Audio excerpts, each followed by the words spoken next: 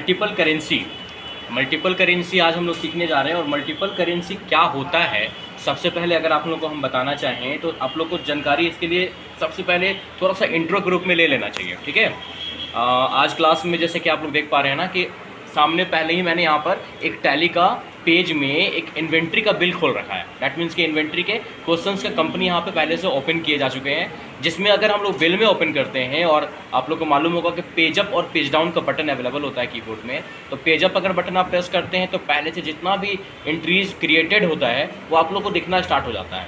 और कोई भी बिल को देखने के साथ साथ अगर आप इसके ट्रांजैक्शंस का रिपोर्ट्स देखना चाहते हैं, एनालिसिस रिपोर्ट जिसमें हम लोग को कितना प्रॉफिट होता है, कितना लॉस होता है परचेस और सेल करने के बाद, तो उसके लिए जनरली हम लोग जाते कहाँ पे हैं, हम लोग एस्केप बटन प्रेस करते हैं, बैक होते हैं होम पेज में, नीचे चले जाते हैं हम लोग यहाँ पर जहाँ हम लोग को प्रॉफिट एंड लॉस अकाउंट और बैलेंस शीट जनरली दिखाई देता है।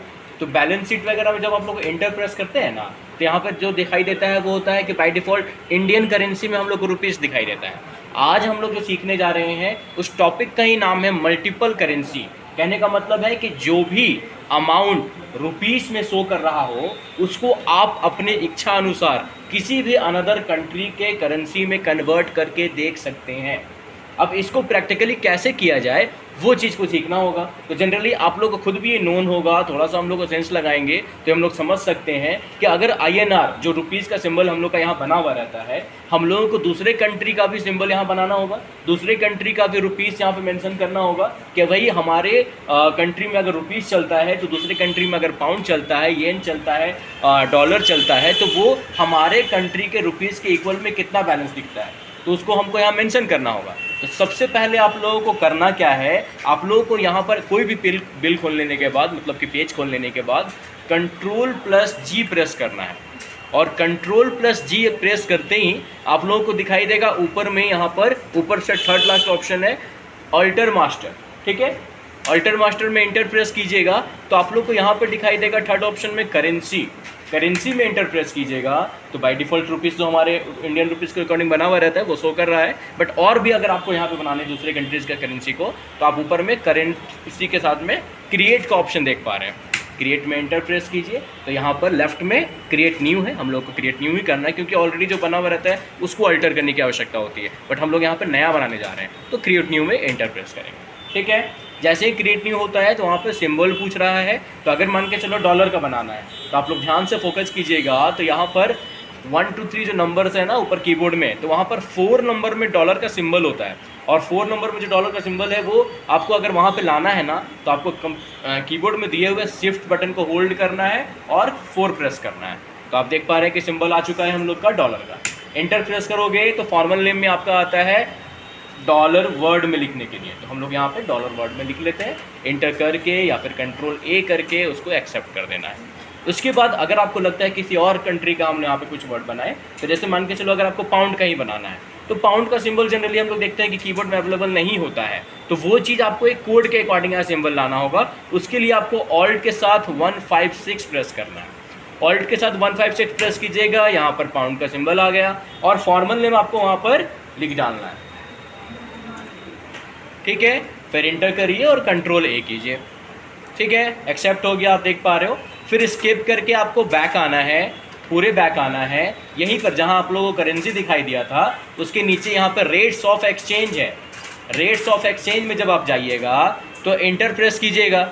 इंटर प्रेस कीजिएगा तो यहाँ पे डॉलर के बगल में है स्टैंडर्ड रेट, जो कि स्टैंडर्ड रेट यहाँ पे जनरली मतलब कि जो वेरिएबल में फिक्स अमाउंट होता है कंट्रीज़ का, क्या भाई 75 रुपये का इतना हुआ या 80 रुपये इक्वल टू इतना करेंसी हुआ या येन हुआ।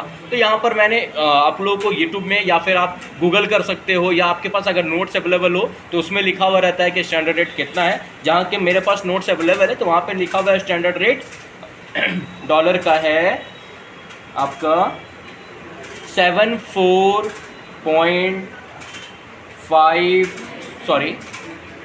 3849। ठीक है, उसके बाद है सेलिंग रेट। ठीक है, सेलिंग रेट में जनरली क्या होता है, थोड़ा सा इंक्रीजमेंट होता है, तो 74.4375 एंटर। ठीक है, फिर बाइंग रेट में अगर हम लोग जाते हैं तो यहाँ पर आ जाता है आपका 74.45। ठीक है, इंटर प्रेस कीजिएगा। फिर पाउंड का भी एज इट इज करना है। पाउंड का लिखा हुआ है यहाँ पर, सेलिंग रेट आपको 100.88। फिर जनरली अगर हम सेलिंग रेट में जाते हैं तो यहाँ पर लिखा हुआ है 101.225। और अगर हम लोग यहाँ पर बाइंग रेट में जाते हैं तो 101.09। फिर इंटर करके उसको एक्सेप्ट कर लेना है। इसके बाद आपको कुछ खास नहीं करना है, आप स्केप करोगे, नीचे चले जाओगे प्रॉफिट एंड लॉस अकाउंट में। प्रॉफिट एंड लॉस अकाउंट में क्या है, अगर आपको उसको डॉलर में या फिर पाउंड में कन्वर्ट करना है तो ये बाय डिफ़ॉल्ट तो रुपीस में शो कर रहा है, तो इसमें आपको ऑल्ट ए प्रेस करना है, इंटर प्रेस करना है और 31, 3 और 24 जो कि आपका क्लोजिंग स्टॉक यानी कि क्लोजिंग बैलेंस जो डालने टाइम जो हम लोग क्लोजिंग डेट डालते हैं सेम एज इट इज़ वही डालना होता है। इंटर प्रेस कीजिएगा और यहाँ पे बेस करेंसी आपका तीनों अवेलेबल है। तो आप यहाँ पे इंडियन रुपीस में तो देख ही पाते हो, आपको पाउंड में अगर मान लीजिए कन्वर्ट करना है जिसका हम लोग standard rate, buying rate, selling rate already डाल चुके हैं। आप इंटर प्रेस कीजिए, इंटर करके जैसे ही एक्सेप्ट कीजिएगा आप देख पा रहे हैं जो भी इंडियन करेंसी में शो कर रहा था ना वहाँ पर पाउंड में वोट कन्वर्ट हो गया है। सेम एज इट इज़ अगर आपको यहीं पर फिर से डॉलर में भी करना है ना, यहीं पर आप ऑल्टे फिर से ऑटोफिल खोलिए। ऑटोफिल में जाने के बाद डेट तो पहले से डाला हुआ है, आपको यहाँ पर डॉलर सिंबल चूज़ करना है और इंटर करके एक्सेप्ट। आप डॉलर में भी उसको देख पाएंगे। तो ये आप सिर्फ बैलेंस शीट में ही नहीं, प्रॉफिट लॉस में ही नहीं, जहाँ पर भी आपका बैलेंस यहाँ पर डिस्प्ले कर रहा होता है, जो भी रिपोर्ट्स कर रहा होता है, ऑल्ट ए प्रेस करके ऑटोफिल करके आप उसको कन्वर्ट कर सकते हैं। तो दूसरे कंट्री में करने से अगर दूसरे कंट्री के कोई कस्टमर्स आपके सामने आते हैं तो उनके कंट्री के सिंबल को, मतलब उसके कंट्री के करेंसी में आप उसके बिल को निकाल कर उनको दे सकते हैं।